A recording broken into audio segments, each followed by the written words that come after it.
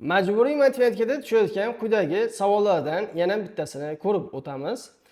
Mashina 50 km/soat tezlik bilan yuradigan bo'lsa, 30 minutda qancha masofani bosib o'tadi deyapti.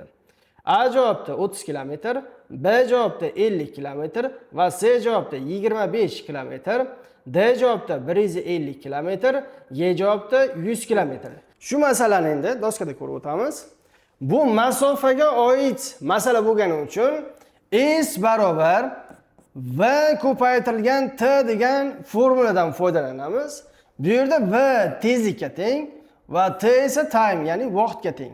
Endi bu yerda tezligimiz bu yerda nimaga teng? 50 km soat edi.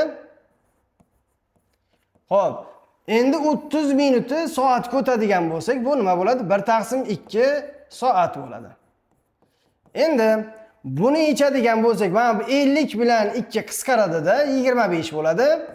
Demak, xo'p, soat bilan soat qisqarib kilometr.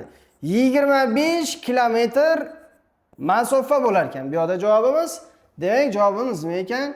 C javobi ekan. Videomiz qiziqarli bo'lgan bo'lsa, kanalimizga a'zo bo'lib, bitta like bosib qo'yamiz.